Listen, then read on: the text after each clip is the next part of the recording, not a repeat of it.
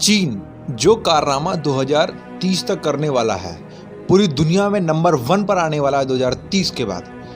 अंतरिक्ष में जो वो तहलका मचाने वाला है, उस तहलके को उससे ज़्यादा टक्कर में देने वाला भारत बनने वाला है। और भारत भी 2030 तक दुनिया का नंबर 1 देश बन सकता है। जो चाइना सोच रहा है वो भी भारत भी सोच रहा है, और मेरा मानना है कि भारत चाइना से पहले कर सकता है।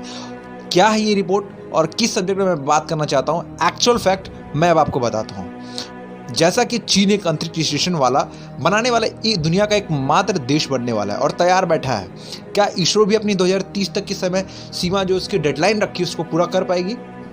इस पे भी अब जानते हैं। जैसा कि चीन ने 2024 और 2030 तक का एक डेडलाइन बना कर रखा है कि एक विशेष और शायद दुनिया का एकमात्र अंतरिक्ष स्टेशन बनाने वाला और रखने वाला दुनिया का एकमात्र कामयाब देश बनने वाला है और बनने के लिए तैयार बन बैठा है। उसके लिए पड़ोसी भारत की भी कुछ वर्षों में छूट का पालन करने की योजना है। हाल ही में भारत के केंद्रीय मंत्री जितेंद्र जी ने बताया है कि संसद में घोषणा उन्होंने की थी कि भारत का पहला अंतरिक्ष स्टेशन 2030 तक स्थापित किया जा सकता है। देश का लंबे समय से चल रहे प्रशिक्षित मानव अंतरिक्ष यान गगनयान इस साल लॉन्च होने वाला है। इसी साल की मैं बात कर रहा हूँ, इस साल लॉन्च होने वाला है। इससे पहले 2019 में भारतीय अंतरिक्ष अनुसंधान संगठन इसरो के प्रमुख के शिवन जी ने पहली बार प्रस्तावित अंतरिक्ष स्टेशन की विशेषताओं को, उसके स्पेसिफिकेशंस को प्रस्तुत किया था।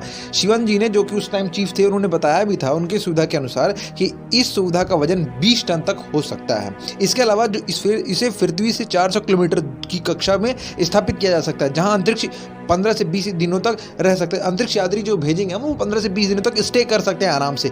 शिवन जी ने उस टाइम कहा था कि गगनयान अभियान के 5 से 7 साल के अंदर में अंतरिक्ष स्टेशन को लॉन्च कर दिया जाएगा। हम एक अलग अंतरिक्ष स्टेशन बनाना चाहते हैं। हम माइक्रोग्रेविटी प्रयोगों के एक छोटा सा मॉडल लॉन्च करेंगे। यहाँ हमारी महत्वाकांक्षाओं हैं, हमारी ये होप्स हैं कि उन्होंने जो भी चीज़ें बताई हैं वैसा हो पाए, और एक छोटे मॉडल के रूप में हम उसे लॉन्च करके दिखाएंगे। उन्होंने मीडिया को संबोधित करते हुए कहा भी था कि गगनयान मिशन पूरा होने के बाद एक विस्तृत रिपोर्ट सरकार को सौंपी जाएगी।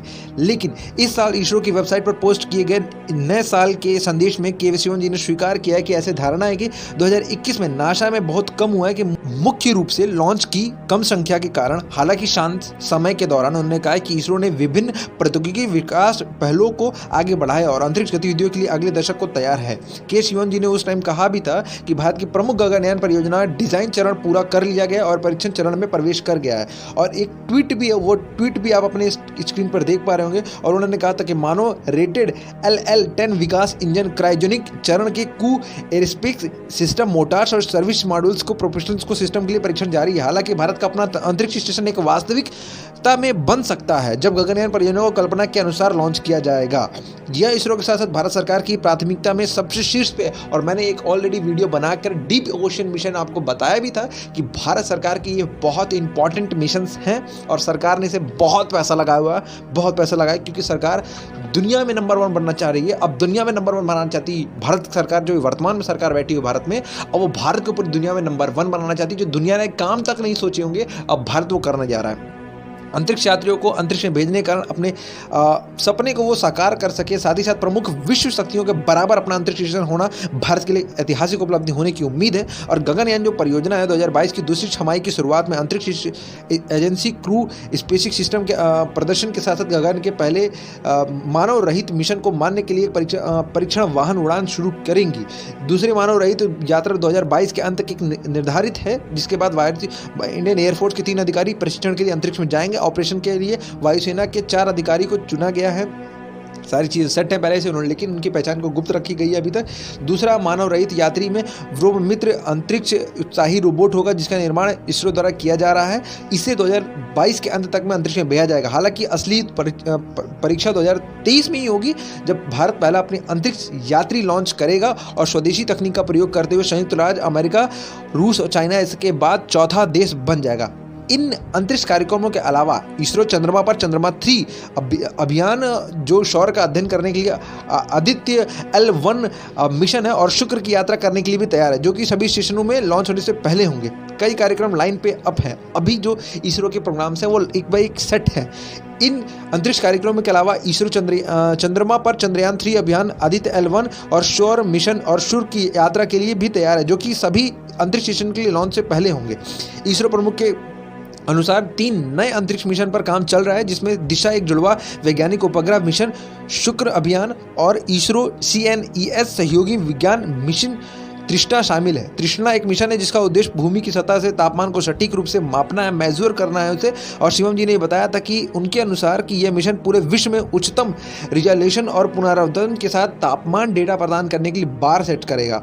शिवम जी ने बहुत सारी चीज़ें स्पेसिफिकेशंस में बता रखी थी, लेकिन मैं उनकी और एक दो पॉइंट आपके सामने बताना चाहूँगा कि शिवम जी ने कहा था, जो अंतरिक्ष विभाग के सचिव भी हैं, इस बात पर उन्होंने प्रकाश डाला था कि सरकार ने न केवल भारत के भीतर बल्कि विश्व स्तर पर भी अंतरिक्ष उद्योग की उपस्थिति को विस्तार करने के लिए अंतरिक्ष क्षेत्र में सुधारों की अधिकृत किया है। और उन्होंने कहा कि उचित प्रक्रिया के बाद सुधारों को फिट करने के लिए कई नीतियों में बदलाव किया गया है। इसलिए जबकि अंतरिक्ष स्टेशन सबसे महत्वाकांक्षी परियोजना है जिसमें इसरो ने योजना बनाई, इसे लॉन्च होने में थोड़ा समय लगने वाला है।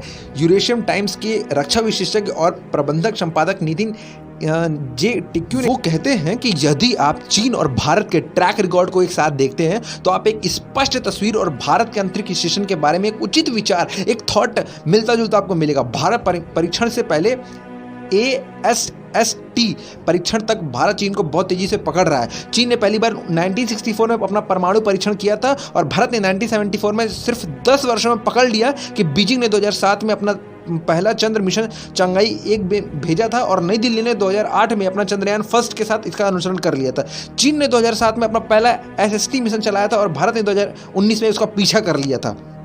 इसलिए आदर्श रूप से ये जब माना जाता है कि जब एशियाई दिग्गज ने अपना पहला अंतरिक्ष स्टेशन लॉन्च किया था तो इतिहास बताता है कि भारत के पास वास्तव में 2030 तक अपना खुद का अंतरिक्ष स्टेशन हो सकता है, जैसा कि इसरो की घोषणा है। और यह एक पैटर्न जिसे हम देख सकते हैं। और ये जो मैंने आपको रिपोर्ट पूरी पढ़ के बताई, ये यूरेशियन टाइम्स की ओर से रिपोर्ट है।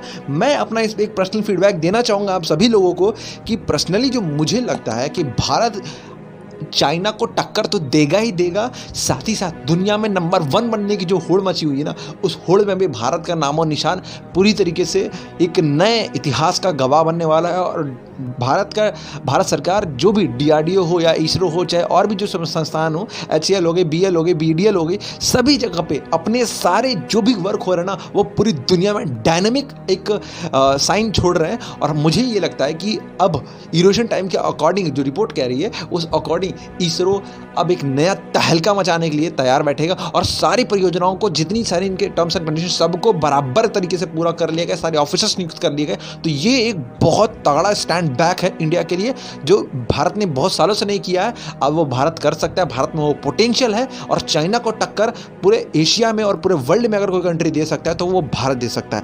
इस वीडियो पर आपका क्या मानना है हमें कमेंट करके जरूर बताइएगा। Thank you so much for your watching.